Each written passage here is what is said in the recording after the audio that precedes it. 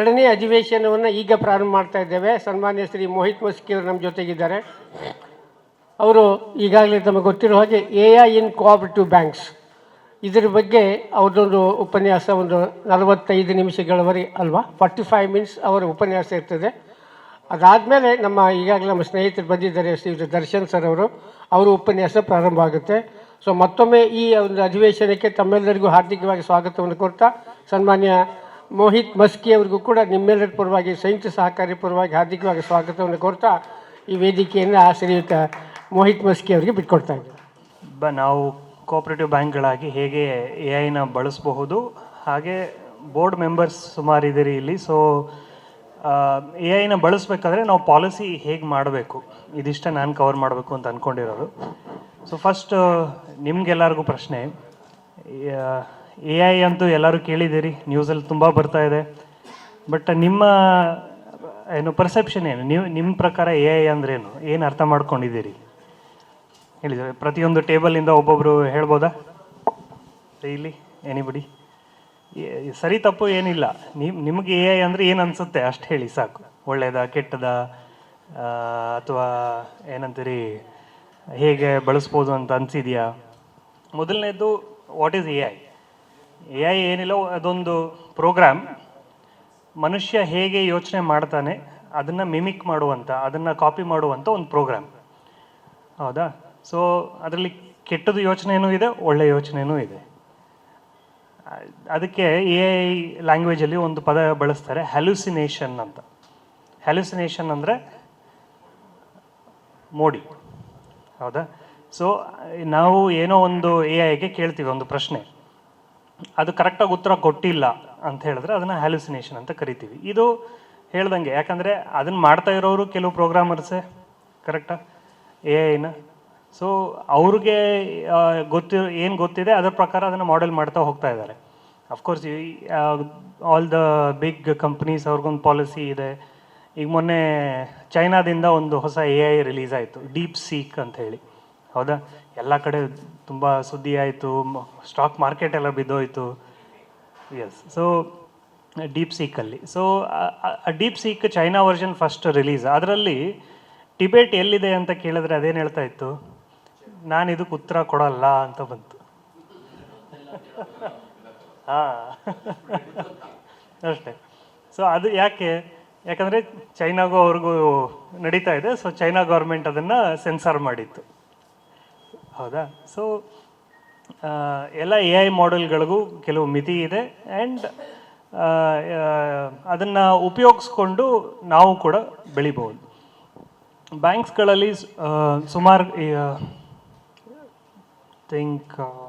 Bank of Baroda already internal ಯೂಸ್ಗಾಗಿ ತಮ್ಮದೇ own AI release ಮಾಡಿದೆ ಅವರ ಎಂಪ್ಲಾಯೀಸ್ಗಳಿಗೆ. Not for customers but for employees. ಕಸ್ಟಮರ್ಸಿಗೆ ಆಗಲೇ ಐ ಥಿಂಕ್ 90% ಆಫ್ ದ ಏನಂತೀರಿ public sector private sector banks already use ಮಾಡ್ತಾ ಇದ್ದಾರೆ ಫಾರ್ AI ಚಾಟ್ ಬಾಟ್ ಇರುತ್ತಲ್ಲ, ವೆಬ್ಸೈಟಲ್ಲಿ ಅಥವಾ ಮೊಬೈಲಲ್ಲಿ ನೀವು ಚಾಟ್ ಮಾಡ್ತೀರಿ, ಏನೊಂದು ಪ್ರಶ್ನೆ ಕೇಳ್ತೀರಿ, ಅದು ಉತ್ತರ ಕೊಡುತ್ತೆ. ಡೆಪಾಸಿಟ್ ರೇಟ್ ಎಷ್ಟಿದೆ, ಇಲ್ಲ ಸಾಲದ ರೇಟ್ ಎಷ್ಟಿದೆ, ಆಲ್ ದಿಸ್ ಇದಾಗಲೇ ಮಾಡ್ತಾ ಇದ್ದಾರೆ. ಆದರೆ ಅವರು ತಮ್ಮ ಎಂಪ್ಲಾಯೀಸಿಗೆ ರಿಲೀಸ್ ಮಾಡಿದ್ದಾರೆ. ಏನು ಮಾಡ್ತಾ ಇದೆ ಅದರಲ್ಲಿ, ಒಂದು ಬ್ಯಾಂಕ್ ಆಫ್ ಬರೋಡಾಗೆ ಅಪ್ಲೈ ಆಗುವಂಥ ಎಲ್ಲ ಸರ್ಕ್ಯುಲರ್ಸನ್ನು AI ಮಾಡೆಲ್ಗೆ ಟ್ರೈನ್ ಮಾಡಿದ್ದಾರೆ. RBI circulars, SEBI, foreign exchange related ಎಲ್ಲ ಸರ್ಕ್ಯುಲರ್ಸನ್ನು ಗೌರ್ಮೆಂಟಿಂದ ಬಂದಿರೋವಂಥದ್ದು, ಫೈನಾನ್ಷಿಯಲ್ ಡಿಪಾರ್ಟ್ಮೆಂಟಿಂದ ಎಲ್ಲ ಸರ್ಕ್ಯುಲರ್ಸನ್ನು ಟ್ರೈನ್ ಮಾಡಿದ್ದಾರೆ. ಜೊತೆಗೆ ಬ್ಯಾಂಕಿನ ಎಲ್ಲ ಪಾಲಿಸೀಸ್, ಇಂಟರ್ನಲ್ ಪಾಲಿಸೀಸ್ ಏನಿದೆ ಅದನ್ನು ಟ್ರೈನ್ ಮಾಡಿದ್ದಾರೆ. ಸೊ ಎಂಪ್ಲಾಯೀಸ್ ಏನೋ ಒಂದು ಡೌಟ್ ಬಂತು, ಹೌದಾ? ಈಗೇನು ಮಾಡ್ತಾರೆ ಜನರಲಿ ದೊಡ್ಡ ಬ್ಯಾಂಕ್ಗಳಲ್ಲಿ, ಕಂಪ್ಲೈನ್ಸ್ ಡಿಪಾರ್ಟ್ಮೆಂಟ್ ಇರುತ್ತೆ, ಕಂಪ್ಲೈನ್ಸ್ ಡಿಪಾರ್ಟ್ಮೆಂಟಿಗೆ ಒಂದು ಇಮೇಲ್ ಹಾಕ್ತಾರೆ, ಈ ಥರ ನಾವು ಹೊಸ ಪ್ರಾಡಕ್ಟ್ ತರಬೇಕು ಅಂತ ಇದ್ದೀವಿ, ಇದು ಯಾವ್ಯಾವ ಕಂಪ್ಲೈನ್ಸಸ್ ಇದಕ್ಕೆ ಅಪ್ಲೈ ಆಗುತ್ತೆ, ವೆದರ್ ಈ ಪ್ರಾಡಕ್ಟ್ ಕಂಪ್ಲೈನ್ಸ್ ಪ್ರಕಾರ ಇದೆಯೋ ಇಲ್ಲೋ ಚೆಕ್ ಮಾಡಿ ಹೇಳಿ ಅಂಥೇಳಿ. ಅವರು ಕಂಪ್ಲೈನ್ಸ್ ಡಿಪಾರ್ಟ್ಮೆಂಟ್ ಚೆಕ್ ಮಾಡಿ ಹೇಳೋಷ್ಟೊತ್ತಿಗೆ ಆಗಲೇ 1-2 ತಿಂಗಳು ಆಗೋಗಿರೋದು. Product launch is getting delayed. ಇದನ್ನೇ ಅವ್ರು ಹೇಳಿದ್ರು ಕೊನೆಗೆ, ಪ್ರೊಡಕ್ಟಿವಿಟಿ ಜಾಸ್ತಿ ಮಾಡಬೇಕು, ಪ್ರಾಸೆಸಸ್ಸನ್ನು ಇನ್ಕ್ರೀಸ್ ಮಾಡ್ಬೋದು, ಫಾಸ್ಟ್ ಮಾಡ್ಬೋದು. ಸೊ ಈ ಥರ ಬಳಸ್ಬೋದು. ನಮ್ಮದೇ ಒಂದು ಉದಾಹರಣೆ ಕೊಡ್ತೀನಿ. ಸುಕೋ ಬ್ಯಾಂಕಲ್ಲಿ ನಾವು ಜಸ್ಟ್ 2 ವಾರದ ಹಿಂದೆ ಒಂದು ಇದೇ ಥರದ್ದು ಎ ಐ ಮಾಡಲಿಗೆ ಇದು ಕೊಟ್ಟಿದ್ದೀವಿ, ಏನೋ ಆರ್ಡರ್ ಕೊಟ್ಟಿದ್ದೀವಿ. So that company will be training the A I model on Suko bank policies. ನಮಗೆ ಅಪ್ಲೈ ಆಗೋ ಎಲ್ಲ ಆರ್ ಬಿ ಐ ಸರ್ಕ್ಯುಲರ್ಸ್ ಮೇಲೆ ಅದನ್ನು ಟ್ರೈನ್ ಮಾಡ್ತಾ ಇದೆ. So that process is going on. I think April 1 ನಾವು ನಮ್ಮ ಇಂಟರ್ನಲ್ ಎಂಪ್ಲಾಯೀಸಿಗೆ ಇದನ್ನು ಲಾಂಚ್ ಮಾಡ್ತಾ ಇದ್ದೀವಿ. ನೆಕ್ಸ್ಟು ಫ್ರಾಡ್ ಡಿಟೆಕ್ಷನ್ನಲ್ಲಿ ತುಂಬ ಎ ಐನ ಬಳಸ್ತಾ ಇದ್ದಾರೆ ಬ್ಯಾಂಕ್ಗಳಲ್ಲಿ. ಯಾಕಂದರೆ ಎ ಐನ ಬಿಗ್ಗೆಸ್ಟ್ ಸ್ಟ್ರೆಂತ್ ಏನಂದರೆ ಹಳೆ ಡೇಟಾನೆಲ್ಲ ಇಟ್ಕೊಂಡು ಅನಲೈಸ್ ಮಾಡಿ ಅದ್ರ ಮೇಲೆ ಟ್ರೈನ್ ಮಾಡಿ ಹೊಸದು ಹೇಗೆ ಆಗಬಹುದು ಅಂತ ಪ್ರೆಡಿಕ್ಟ್ ಮಾಡೋದೇ ಅದರ ಸ್ಟ್ರೆಂತ್. ಸೊ ಈಗ ಏನೆಲ್ಲ ಫ್ರಾಡ್ಸ್ ಮಾಡ್ಕೊಂಡು ಬಂದಿದ್ದಾರೆ ಅವೆಲ್ಲ ಫ್ರಾಡ್ಸನ್ನು ತೆಗೆದು ಅಲ್ಲಿ ಟ್ರೈನ್ ಮಾಡಿದ್ರೆ ಎ ಐಗೆ it is giving out, okay next fraud ಈ ಥರ ಆಗೋ ಚಾನ್ಸ್ ಇದೆ, ನೆಕ್ಸ್ಟ್ ಈ ಥರ ಆಗೋ ಚಾನ್ಸ್ ಇದೆ. ನಿಮ್ಮ ಫೈನಾನ್ಷಿಯಲ್ ಟ್ರಾನ್ಸಾಕ್ಷನ್ಸನ್ನು ಅಷ್ಟೇ ಅನಲೈಸ್ ಮಾಡಿ ಅದು ಹೇಳುವಂಥ ಕೆಪಬಿಲಿಟಿ ಇದೆ ಎ ಐಗೆ.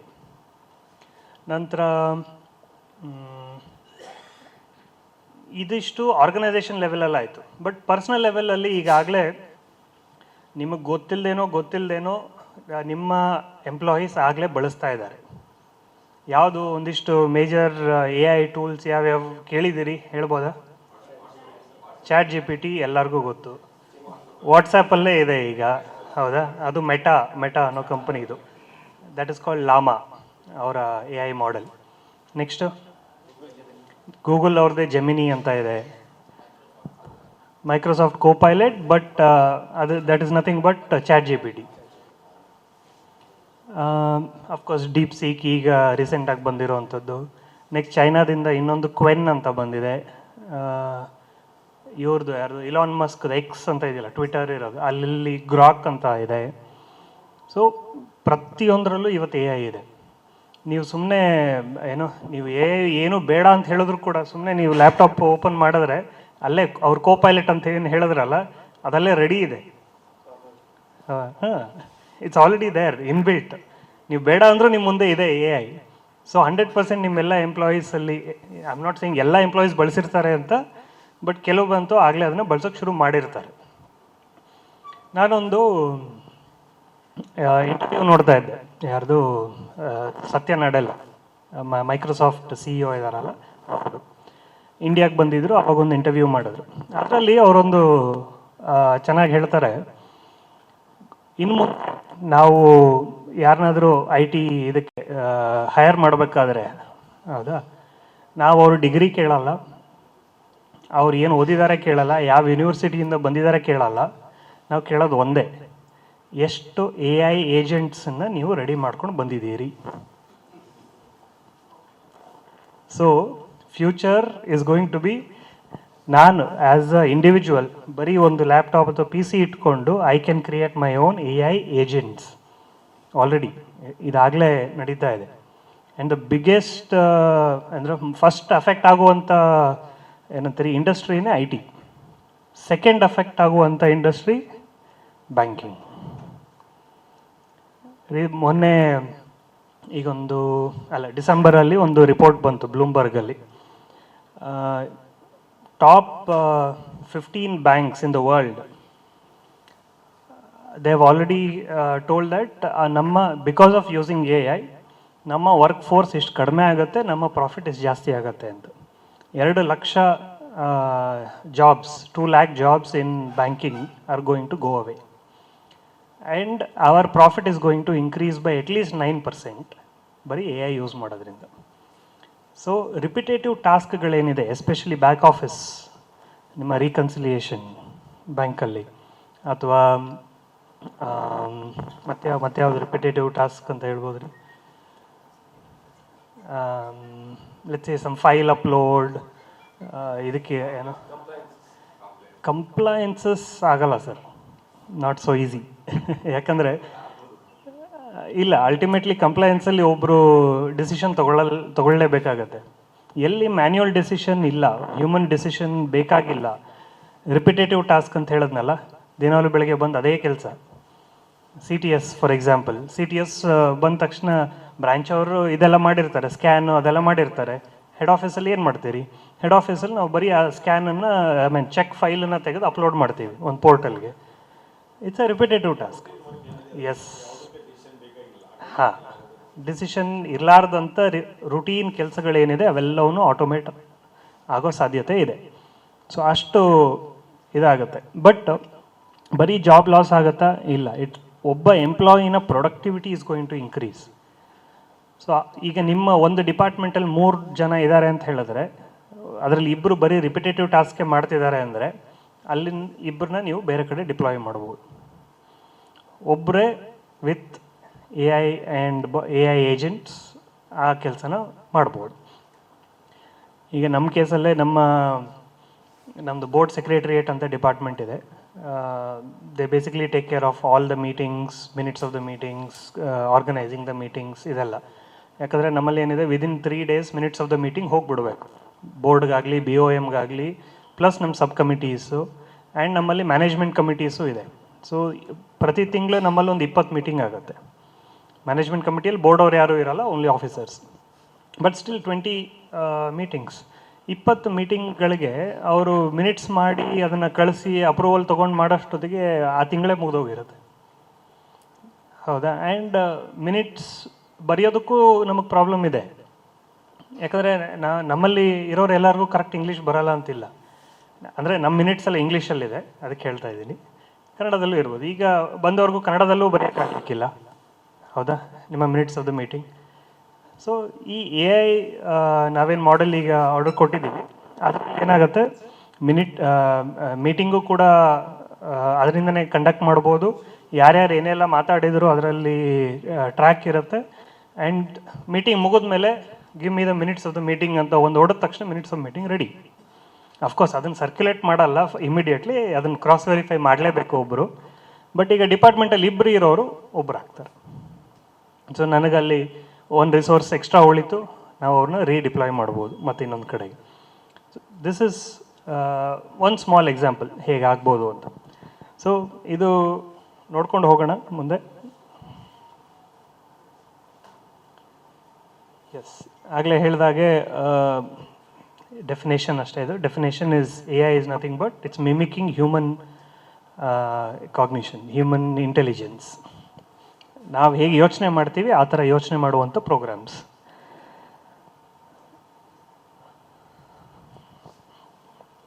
ಸೊ ಇದರದ್ದು AI ಅಂತ ಕರಿತೀವಲ್ಲ, ಅದರ ಬೇಸ್ ಏನು ಗೊತ್ತಾ? AI ಮಾಡೆಲ್ ಅಂತ ಎಲ್ಲರೂ ಮಾತಾಡ್ತಾರೆ, ಬಟ್ ಅದ್ರ base is called LLM, right? LLMs are language, natural languages processing. ಅಂದರೆ ನಾವು ಯಾವ ಭಾಷೆಯಲ್ಲಿ ಮಾತಾಡ್ತೀವಿ ಆ ಭಾಷೆ ಅದಕ್ಕೆ ಅರ್ಥ ಆಗಬೇಕು, ಆ ಭಾಷೆಯಲ್ಲೇ ಅದಕ್ಕೆ ಟ್ರೈನಿಂಗ್ ಆಗುತ್ತೆ. ಅದಕ್ಕೆ ಈಗ ನಮಗೆ ಈ ಮಾಡೆಲ್ ಸುಕೋ ಬ್ಯಾಂಕಿಗೆ ಏನು ನಾವು ಆರ್ಡರ್ ಕೊಟ್ವಿ, ಅದರಲ್ಲಿ ಒಂದು ಬಂತು, ನಮ್ಮಲ್ಲಿ ಇಂಗ್ಲೀಷಲ್ಲಿ ಮಾತಾಡಲ್ಲ. ಹೌದಾ? ನಮ್ಮೆಲ್ಲ ಮೀಟಿಂಗ್ಸಲ್ಲೂ ಕನ್ನಡದಲ್ಲೇ ಮಾತಾಡೋದು. ವೆದರ್ ಕನ್ನಡದಲ್ಲಿ ಅದು ಕ್ಯಾಪ್ಚರ್ ಆಗುತ್ತಾ? 100% ಆಗುತ್ತೆ. ಇರೋ ಎಲ್ಲ ಲ್ಯಾಂಗ್ವೇಜಲ್ಲೂ ಆಗುತ್ತೆ. ಇನ್ಫ್ಯಾಕ್ಟ್ ಇಂಡಿಯಾ ಗೌರ್ಮೆಂಟೇ ಭಾಷಿನಿ ಅಂತೇಳಿ ಒಂದು AI ಮಾಡೆಲ್ ರಿಲೀಸ್ ಮಾಡಿದೆ. ಅದು ಆಲ್ಮೋಸ್ಟ್ 50+ ಲ್ಯಾಂಗ್ವೇಜಸ್ಸಲ್ಲಿ ಅದನ್ನು ಟ್ರೈನ್ ಮಾಡಿದ್ದಾರೆ. ಸೊ ನಮ್ಮಲ್ಲಿ ಯೂಸ್ ಮಾಡೋ 50+ ಲ್ಯಾಂಗ್ವೇಜಸ್ಸನ್ನು ಅದು ಡಿಟೆಕ್ಟ್ ಮಾಡಿ ರೆಕಾರ್ಡ್ ಮಾಡುವಂಥ ಕೆಪಬಿಲಿಟಿ ಇದೆ ಅದಕ್ಕೆ.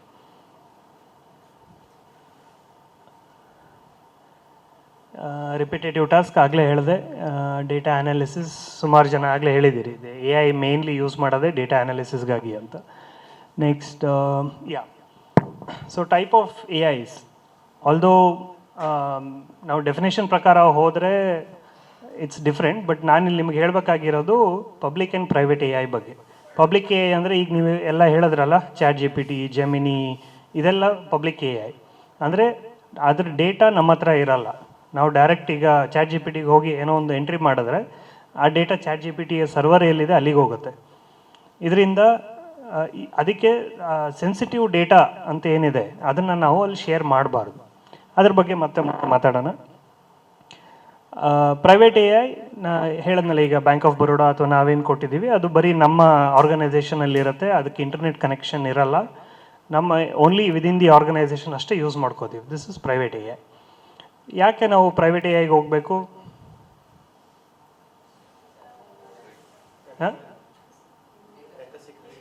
ಡೇಟಾ.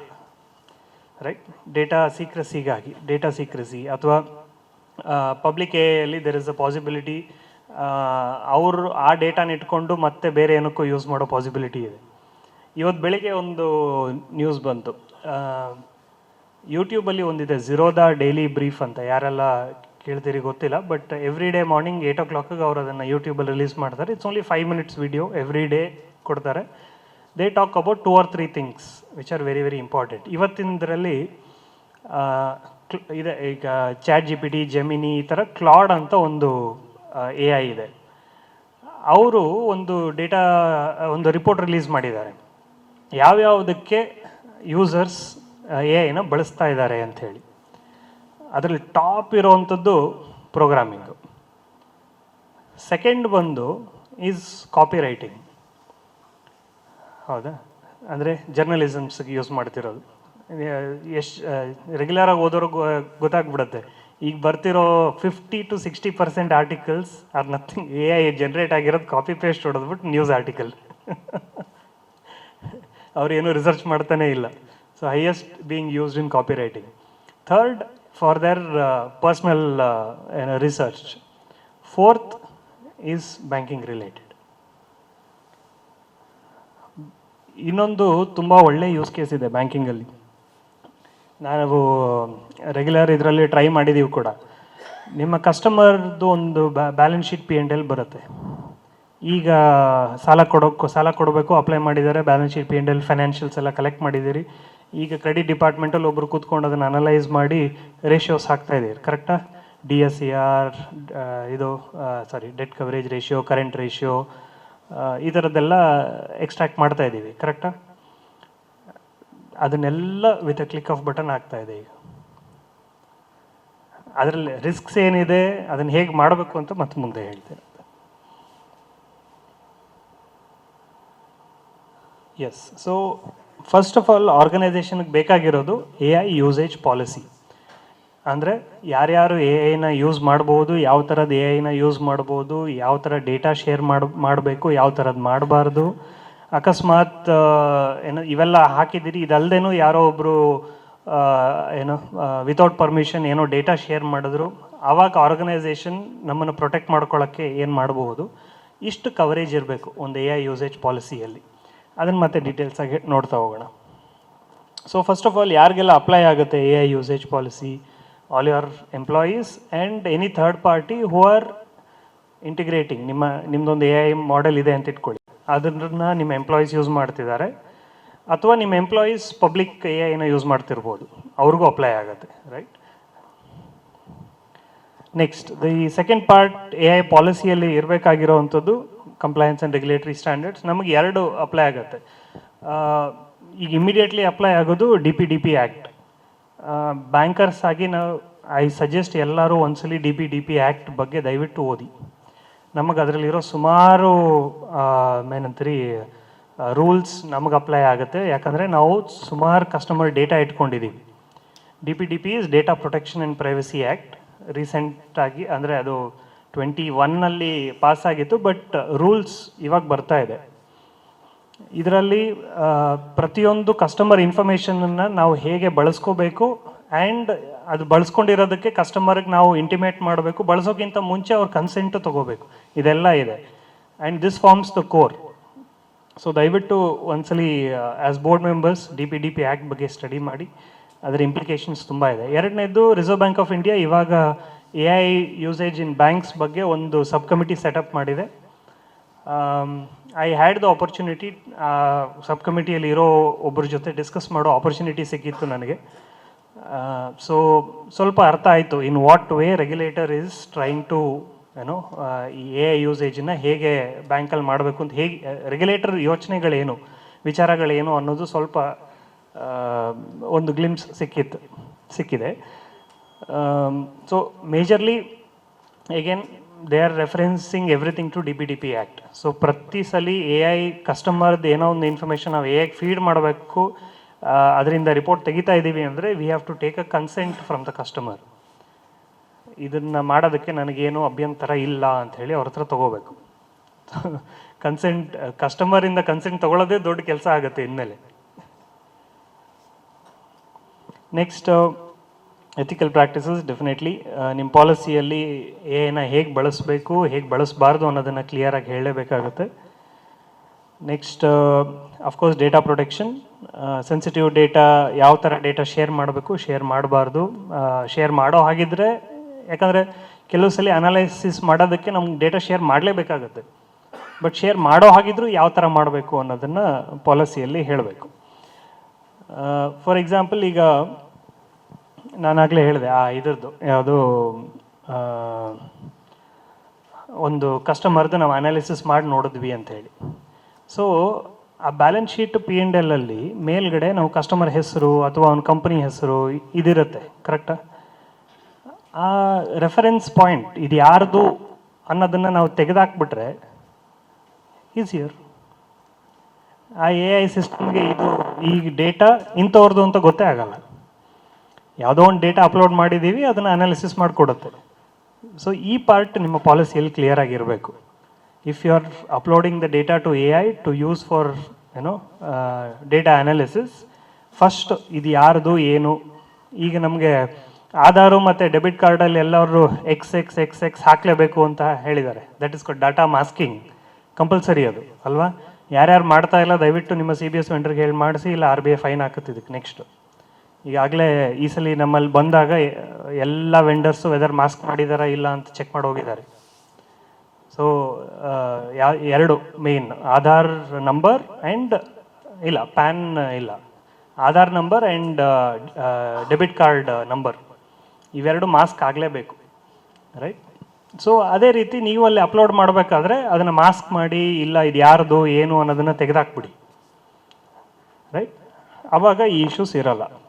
ದಿಸ್ ಈಸ್ ಅದೇ ಅಲ್ಲಿ ಅನಾನಮೈಸ್ಡ್ ಆಪರೇಷನಲ್ ಡೇಟಾ ಅಂತಿದೆಯಲ್ಲ, ದಟ್ ಈಸ್ ಅನಾನಮೈಸಿಂಗ್ ಅಂದರೆ ಇದೆ, ಅದು ಯಾರ್ದು ಅಂತ ರೆಫರೆನ್ಸ್ ತೆಗಿಯೋದು.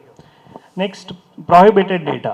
So customer personal information and ನಮ್ಮ ಆರ್ಗನೈಸೇಷನ್ ಕಾನ್ಫಿಡೆನ್ಷಿಯಲ್ ಡೇಟಾ ಯಾವತ್ತೂ ಶೇರ್ ಆಗಬಾರ್ದು, ಪಬ್ಲಿಕ್ AIಗೆ ಎಸ್ಪೆಷಲಿ, ರೈಟ್? ಅಪ್ರೂವಲ್ಸ್ ಯಾರ್ಯಾರು ಯೂಸ್ ಮಾಡ್ತಾ ಇದ್ದಾರೆ AI ಅವ್ರದ್ದು ಎಲ್ಲರದು ಒಂದು ರಿಟರ್ನ್ ಅಪ್ರೂವಲ್ ತೊಗೊಳ್ಳಿ. ನಿಮ್ಮ IT ಡಿಪಾರ್ಟ್ಮೆಂಟಿಂದ ಅವ್ರಿಗೆ ಅಪ್ರೂವಲ್ ಕೊಡೋ ಒಂದು ಪ್ರಾಸೆಸ್ ಮಾಡಿ, ಹೌದಾ? ಆವಾಗ ಅಪ್ರೂವಲ್ ಇಲ್ಲದೆ ಯಾರು ಆಕ್ಸೆಸ್ ಮಾಡ್ತಿದ್ದಾರೆ ಅನ್ನೋದು ಗೊತ್ತಾಗುತ್ತೆ. ಹೇಗೆ ಗೊತ್ತಾಗುತ್ತೆ? That will touch up next. Main is logging and monitoring. ಮೊನ್ನೆ I think 2 weeks back department of finance ಒಂದು ಇದು ಇಶ್ಯೂ ಮಾಡಿತು. ಯಾವುದೇ ಎಂಪ್ಲಾಯಿ ChatGPT DeepSeekನ ಬಳಸೋ ಹಾಗಿಲ್ಲ ಅಂತ. ಮಿನಿಸ್ಟ್ರಿಯಿಂದ ಬಂದಿದ್ದರು. ಅವರು ಯಾವುದನ್ನು ಬ್ಯಾನ್ ಮಾಡಿದ್ದಾರೆ? ChatGPT DeepSeek.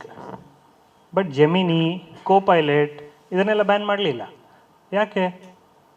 ಅವು ಕೂಡ ಪಬ್ಲಿಕ್ಕೇ ಅವು ಕೂಡ. ಬಟ್ ಯಾಕೆ ಅದನ್ನು ಬ್ಯಾನ್ ಮಾಡಲಿಲ್ಲ? ಅಲ್ಲ, ಜೆಮಿನಿನೂ ಫಾರಿನೇ, ಗೂಗಲ್ ಅವ್ರದ್ದು ಅದು. DeepSeek ಚೈನಾ ಆಯಿತು, ChatGPT ಅಂತೂ US-ದಲ್ವಾ?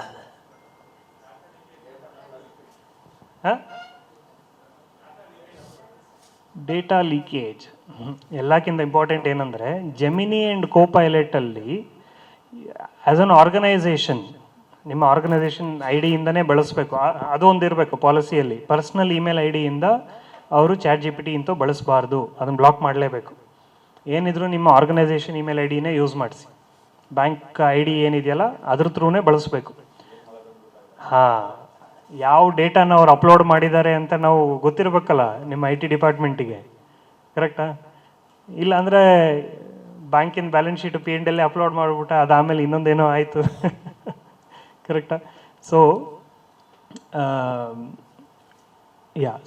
Logging is very very important. Gemini and ಇದನ್ನು ಯಾಕೆ ಬ್ಯಾನ್ ಮಾಡಿಲ್ಲ ಅಂದರೆ, ಜೆಮಿನಿ ಆ್ಯಂಡ್ ಕೋಪೈಲಟಲ್ಲಿ ಈ ಆಪ್ಷನ್ ಇದೆ.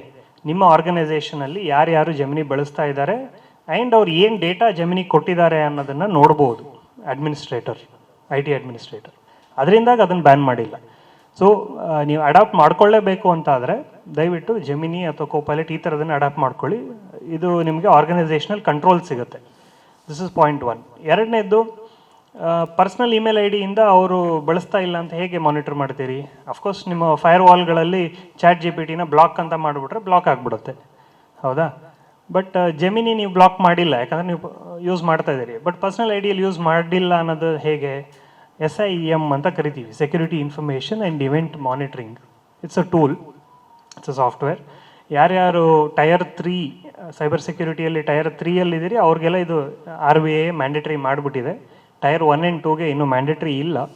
ಬಟ್ ನಿಮ್ಮ ಎಫಿಷಿಯನ್ಸಿ ಇಂಪ್ರೂವ್ ಮಾಡ್ಕೋಬೇಕು AI ಬಳಸಿ ಅಂತ ಆದರೆ ಇದನ್ನು ಬಳಸಲೇಬೇಕಾಗತ್ತೆ. ಇದರಿಂದ ಯಾರು ಬಳಸ್ತಾ ಇದ್ದಾರೆ, ಏನು ಡೇಟಾ ಅಪ್ಲೋಡ್ ಮಾಡಿದ್ದಾರೆ ಎಲ್ಲವೂ ಕ್ಲಿಯರಾಗಿ ಗೊತ್ತಾಗುತ್ತೆ.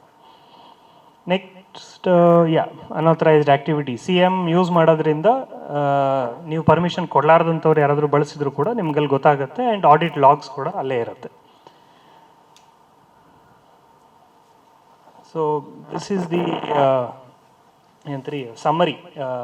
ಪಾಲಿಸಿಯಲ್ಲಿ ಏನೆಲ್ಲ ಇರಬೇಕು ಅಂತ ಹೇಳಿ ಮತ್ತೊಂದು ಸಲ ಸಮ್ಮರಿ ಅಷ್ಟೇ. ರೂಲ್ಸ್ ಕ್ಲಿಯರ್ ಆಗಿರಲಿ. ತುಂಬ ಏನಂತೀರಿ ಹೈ ಏನಂತ ಟೆಕ್ನಿಕಲ್ ವರ್ಡ್ಸನ್ನು ಬಳಸಬೇಕಾಗಿಲ್ಲ ಪಾಲಿಸಿಯಲ್ಲಿ. Policy should be clear and simple. ಈಗ ನಾವೊಂದು ಪಾಲಿಸಿ ಮಾಡಿದ್ದೀವಿ, ಅದೊಂದು 3 to 4 pages ಪಾಲಿಸಿ ಅಷ್ಟೇ. ಅದು ಏನು ಮಾಡಬೇಕು, ಏನು ಮಾಡಬಾರ್ದು, ಯಾರು ಬಳಸಬೇಕು, ಯಾರು ಬಳಸಬಾರ್ದು, ಲಾಗ್ ಹೇಗೆ ಮೇಂಟೈನ್ ಮಾಡ್ತೀವಿ, ಅಷ್ಟೇ, ಸಿಂಪಲ್. ಸೊ ದಯವಿಟ್ಟು ಫಸ್ಟ್ ಒಂದು AI ಯೂಸೇಜ್ ಪಾಲಿಸಿ ಮಾಡ್ಕೊಳ್ಳಿ. ಪಬ್ಲಿಕ್ AI ಏನೆಲ್ಲ ಇದ್ದಾವೆ ಅದನ್ನು ಬ್ಯಾನ್ ಮಾಡಿಸಿ. ಆರ್ಗನೈಸೇಷನಲ್ AIs ಎಲ್ಲಿ ನಿಮಗೆ ಡೇಟಾ ಕಂಟ್ರೋಲ್ ಇದೆ ಅದನ್ನಷ್ಟೇ ಬಳಸಿ. ಆ್ಯಂಡ್ ನಮ್ಮ ಪರ್ಸ್ನಲ್ ಇದು ಏನು ಎಕ್ಸ್ಪೀರಿಯನ್ಸಲ್ಲಿ about 50 to 60 of our employees started using AI. ನಾವು ಪುಷ್ ಮಾಡ್ತಾ ಇದ್ವಿ, ಅದು ಬೇರೆ, as management. But they started using AI and ಆ 50-60 ಜನರ ಪ್ರೊಡಕ್ಟಿವಿಟಿ ಇಂಪ್ರೂವ್ಡ್ ಅ ಲಾಟ್. ಅವ್ರಿಗೆ ಬೇಸಿಕ್ ಒಂದು ಬೋರ್ಡ್ ನೋಟು ಅಥವಾ ಒಂದು ಕಮಿಟಿಗೆ ಒಂದು ನೋಟ್ ಪ್ಲೇಸ್ ಮಾಡೋದಕ್ಕೆ ತೊಂದರೆ ಆಗ್ತಾಯಿತ್ತು, ಮೇನ್ಲಿ ಲ್ಯಾಂಗ್ವೇಜ್ ಬ್ಯಾರಿಯರ್. ನಾವು using AI our notes have become excellent. And ಒಂದು ಪರ್ಸ್ನಲ್ ಶೇರ್ ಮಾಡ್ತೀನಿ. ಲಾಸ್ಟ್ ವೀಕ್ 2 weeks ಬ್ಯಾಕ್ ನಮ್ಮ RBI ಇನ್ಸ್ಪೆಕ್ಷನ್ ಮುಗೀತು. General manager of department of regulation miss Priya ಇದ್ದಾರಲ್ಲ, ಪ್ರಿಯಾ ಅಪ್ಪುಕುಟ್ಟನ್, ಅವರೇ ನಮ್ಮ ಬ್ಯಾಂಕಿಗೆ ಇನ್ಸ್ಪೆಕ್ಷನ್ಗೆ ಬಂದಿದ್ದರು. First time general manager level ಅವ್ರು ಬಂದಿದ್ದು. ಅವರು ಬೋರ್ಡ್ ನೋಟು ಮತ್ತು ನಮ್ಮ ಎಲ್ಲ ಸಬ್ ಕಮಿಟಿ ನೋಟ್ಸ್ ಎಲ್ಲ ಓದಿ, ಫಸ್ಟ್ ಆಫ್ ಆಲ್ ಅವ್ರು ಹೇಳಿದ್ದು ಇಂಗ್ಲೀಷಲ್ಲಿ ಇದ್ದಿದ್ದು ಖುಷಿ ಆಗ್ಬಿಟ್ರು. ಇಲ್ಲಾಂದರೆ ಗೂಗಲ್ ಟ್ರಾನ್ಸ್ಲೇಟ್ ಇಟ್ಕೊಂಡು ಓದಬೇಕು ಅಂತೇಳಿ. ಎರಡನೇದು ನೋಟ್ ಕ್ವಾಲಿಟಿ ನೋಡಿ. ಕೆಲವು ಕಮರ್ಷಿಯಲ್ ಬ್ಯಾಂಕ್ಸಲ್ಲೂ ಈ ಕ್ವಾಲಿಟಿ ಬೋರ್ಡ್ ನೋಟ್ಸ್ ಇಲ್ಲ ಅಂತ ನಮಗೆ ಅಪ್ರಿಷಿಯೇಟ್ ಮಾಡಬಹುದು. And I am not saying everything is because of AI, ಆಯಿತಾ? Of course there is a huge contribution from our board secretariat department, but AI has played a big role in it. Of course ಎಲ್ಲರಿಗೂ video KYC ಗೊತ್ತು ತಾನೆ. Video KYC ಈ ಒಂದು 5-6 years ಹಿಂದೆ it was ಏನೋ video KYC ಇನ್ಮೇಲೆ ಪಟ ಅಕೌಂಟ್ ಓಪನ್ ಆಗಿಬಿಡುತ್ತೆ, ಎಲ್ಲ ಆಯಿತು. Today video KYC is dead because of AI. ನನ್ನ ಮುಖನ ಒಂದು AI ಕ್ರಿಯೇಟ್ ಮಾಡಿ ಬೇರೆಯವರು ಇವತ್ತು ಅದನ್ನು ಮಿಮಿಕ್ ಮಾಡಿಬಿಡ್ಬೋದು, ಆ ಲೆವೆಲ್ಗೆ ಬಂದಿದೆ. ಇನ್ಫ್ಯಾಕ್ಟ್ ನಾವು ಒಂದು ಪರ್ಸ್ನಲಿ ಬರ್ತಾನೆ ಇದೆ. ಅದನ್ನು ಡಿಟೆಕ್ಟ್ ಮಾಡುವಂಥ ಟೂಲ್ಸ್ ಬರ್ತಾ ಇದೆ. It may take some time, but ಸದ್ಯಕ್ಕಂತೂ ಇಲ್ಲ. ಸದ್ಯಕ್ಕೆ ಇಟ್ಸ್ ಅ ಪ್ರಾಬ್ಲಮ್. ಬಟ್ ಅದನ್ನೇ ಇಟ್ಕೊಂಡು ನೀವು ಕ್ರಾಸ್ ರೆಫರೆನ್ಸ್ ಮಾಡ್ಬೋದು. ನಾನು ಜನರಲಿ ಈ ವಾಟ್ಸಾಪಲ್ಲಿ ಫಾರ್ವರ್ಡ್ಸ್ ಎಲ್ಲ ಬರುತ್ತಲ್ಲ, ಅದನ್ನು AIಗೆ ಹಾಕ್ಬಿಟ್ಟು ಈಸ್ ದಿಸ್ ಫ್ಯಾಕ್ಚುಯಲ್ ಅಂತ ಕೇಳ್ತೀನಿ first. And 80% of things are not factual. ನೆನ್ನೆನೇ ಒಂದು ಬಂತು, ಏನೋ ಮೆಕ್ಸಿಕನ್ ಪ್ರೆಸಿಡೆಂಟ್ US ಪ್ರೆಸಿಡೆಂಟ್ ವಿರುದ್ಧ ಏನೋ ಒಂದು ಹೇಳಿದ್ದಾರೆ ಅಂಥೇಳಿ, ನೀವು ಏನೋ ತಾರೀಫ್ ಅದು ಇದು ಜಾಸ್ತಿ ಮಾಡ್ಬೋದು, ನಾವು ಏನೋ ನಿಮ್ಮ ಕಂಪನೀಸ್ ಬದಲು ಬೇರೆ ರಿಪ್ಲೇಸ್ ಮಾಡ್ತೀವಿ ಅಂತ. Logically that statement doesn't make sense. President ಏನೋ US ಪ್ರೆಸಿಡೆಂಟ್ ವಿರುದ್ಧ ಆ ಥರ ಸ್ಟೇಟ್ಮೆಂಟ್ ಕೊಡೋ ಚಾನ್ಸೇ ಇಲ್ಲ. ಯಾರೋ ಕಳಿಸಿದ್ರು ಹಿಂಗೆ, ನಾವು ಸುಮ್ಮನೆ ಅದನ್ನು ಎಂಟೈರ್ ಏನೋರು ಕಳಿಸಿದ್ರು ಕಾಪಿ ಪೇಸ್ಟ್ ಮಾಡಿ AIಗೆ ಹಾಕಿದೆ. ಈಸ್ ದಿಸ್ ಕರೆಕ್ಟ್ ಅಷ್ಟೇ ಕೇಳಿದ್ದು ನಾನು. ಅದೇ ಹೇಳ್ದು, ಇಲ್ಲ ಇದು ವಾಟ್ಸಾಪಲ್ಲಿ ತುಂಬ ತಿಂಗಳುಗಳಿಂದ ನಡೀತಾ ಇದೆ, ಇದು ಸರಿಯಲ್ಲ ಅಂತ ಎಲ್ಲ ಹೇಳ್ಬಿಡ್ತದೆ.